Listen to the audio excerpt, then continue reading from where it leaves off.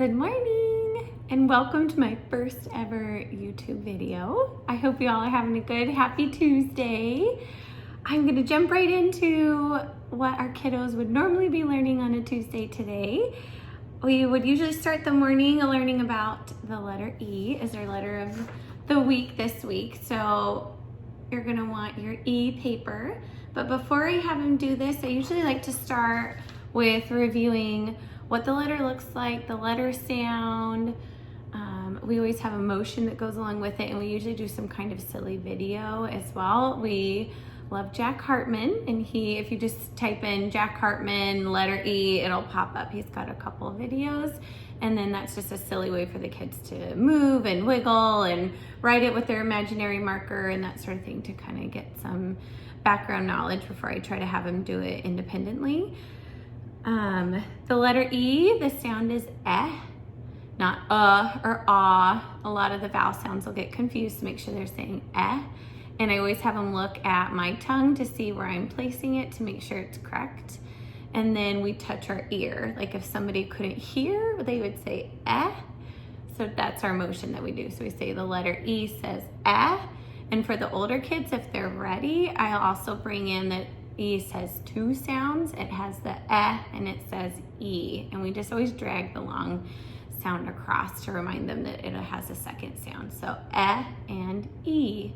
Then once they get their paper, I ask them, they should all know how to write their name, or at least their first letter of their name. So you write their name, they color the E, they're gonna practice writing the letter E, and then the most important thing for you, as now the teacher, is to make sure that their pencil grip is correct and that they're not trying to do a fist hold or hold the pencil with all of their fingers. It should be, we call it a 2-finger pinch, and the other fingers wrap underneath. Next, they'll try to find the letter E, so circle it, color it, whatever they want to do to find the E. And there's multiple ways that they will see E's in print. They're not all the same, and it kind of helps their brain be able to recognize it if they're ever reading a book that has a different font.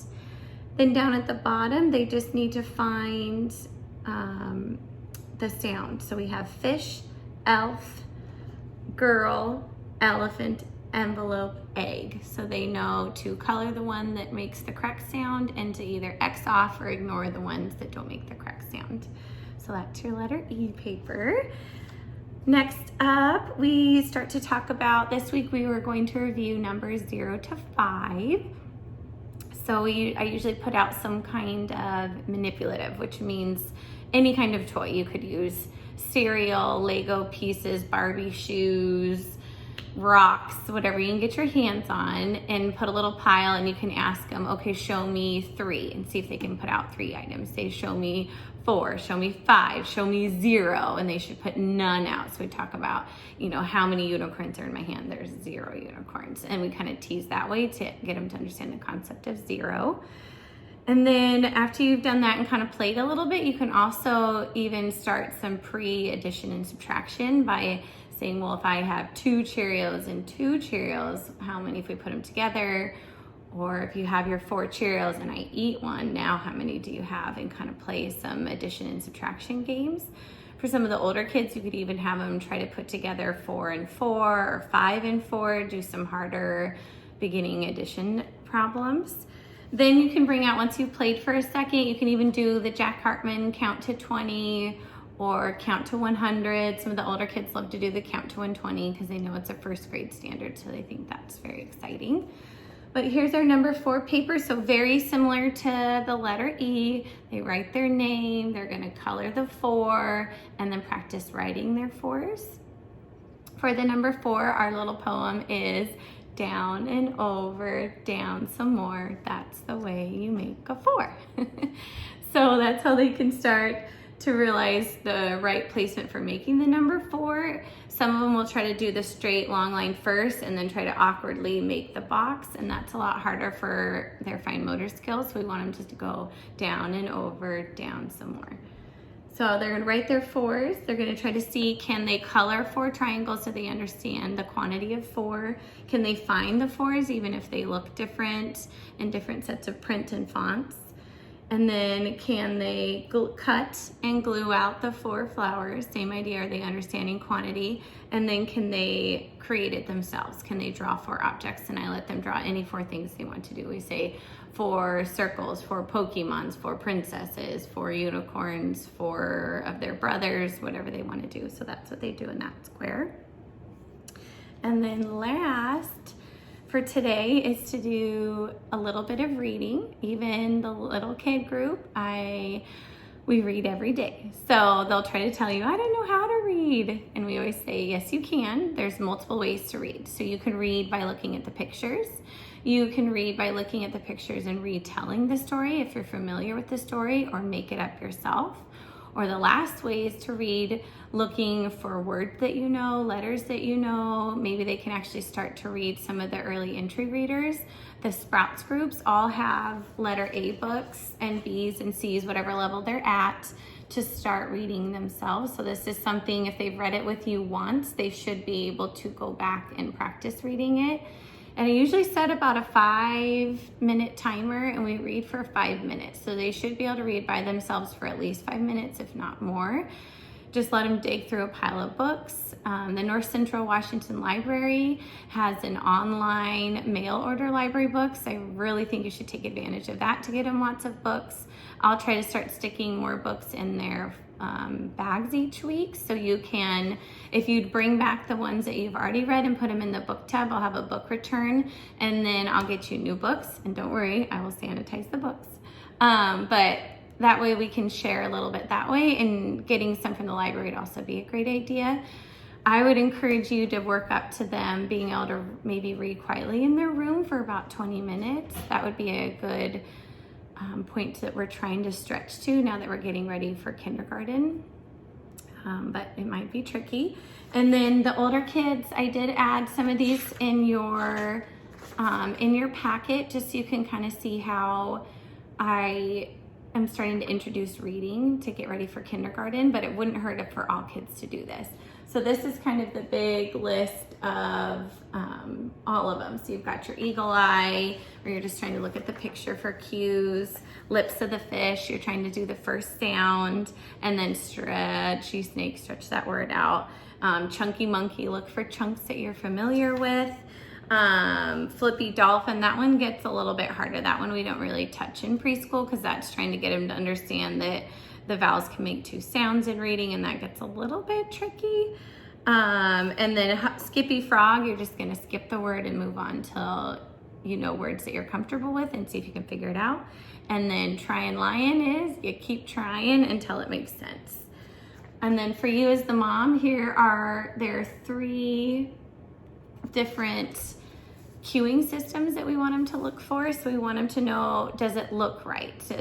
Does it sound right? And does it make sense? So if they're reading along for a word and they say rock instead of stone, it makes sense. It matches the picture. But when we look at that first sound, rock starts with an R, but stone starts with an S. So it doesn't look right. So don't get too caught up when you're reading with them. Too many corrections will make them lose confidence in their reading abilities. So we want to build that confidence. Try to only correct maybe once a book, since they have such short little stories. If you have to, maybe once a page, but even then they're gonna feel like they're not a good reader because they keep making a mistake. So maybe correct one thing each time you read it. If you read the book again, find something else you can help them. You can redirect. You can ask those questions like, well, does it match the picture? Does it look right? Things like that. But don't try to interject and say, oh, that's word stone, it's not rock, because that'll make them feel like they did something wrong. But hopefully these are helpful to you in their reading. And then at the end, we always like to try to finish up our day with a fun activity. So I'm gonna bring in my kiddos and we're gonna show you how to do your leprechaun crafts. So happy St. Patrick's Day, and I hope you have fun with the crafts.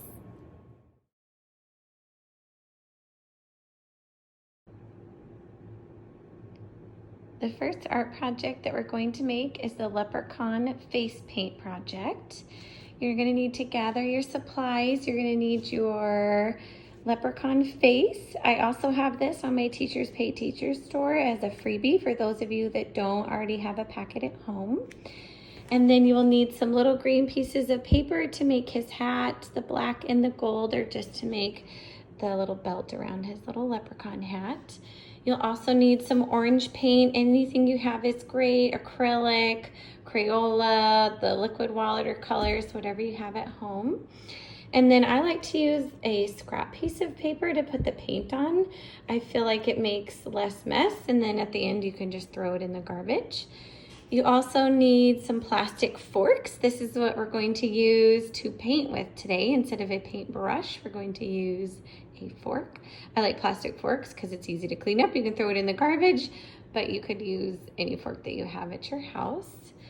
So let's get started.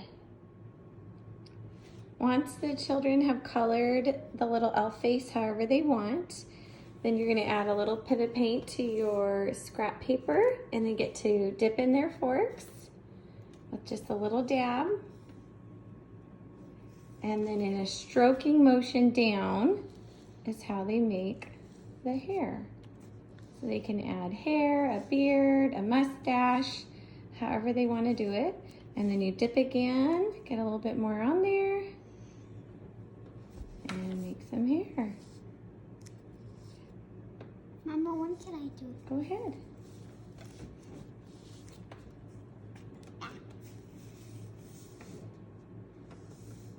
Aw.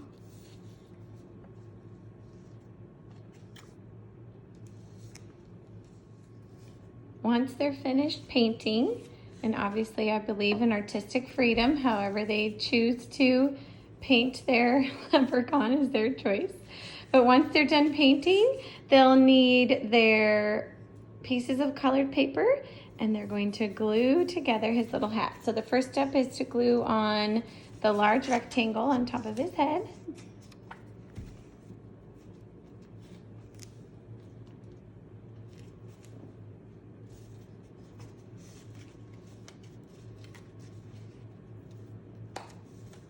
Next is the green strip for the brim of his hat.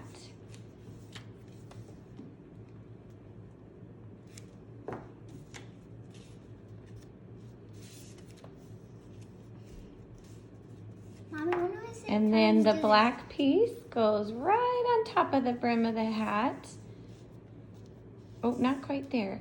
Right along this edge right here, Bubs. There you go. And then the yellow square is his gold buckle, so it needs to go right in the middle of the black strip.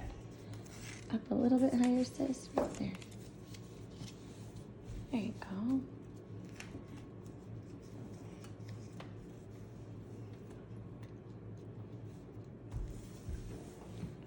And there you have your leprechaun face paint craft.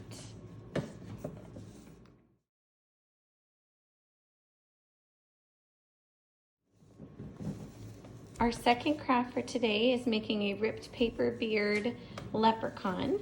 So you will need the brown piece of paper for his face, the green paper for his hat, and the green strip also for the brim of his hat, and the orange piece of paper to tear up for his beard, a crayon to make his smile, and a glue stick to glue it all together.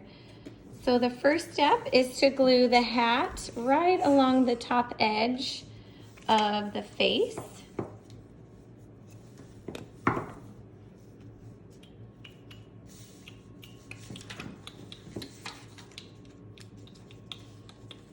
And then to glue the brim of the hat right along the bottom of the hat.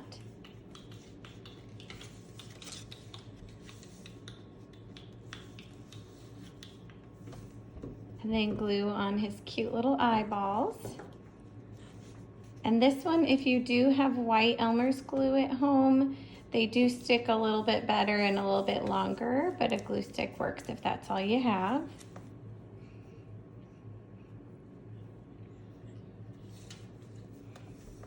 And now you're going to grab your orange piece of paper and you're going to do a 2-finger pinch to rip the paper into little little pieces. So you put your fingers right next to each other, just like Emma's doing, and you're gonna rip the paper down and keep ripping. And it doesn't matter how big or how small, but this is a great project for fine motor skills. And you will notice that a lot of the kiddos have a really hard time ripping. So I do try to encourage them to rip a little bit at first, or maybe help them get some pieces ripped. And if they're still really struggling, you can move to the scissors. But ripping with their fingers is the best for strengthening those fine motor skills for writing.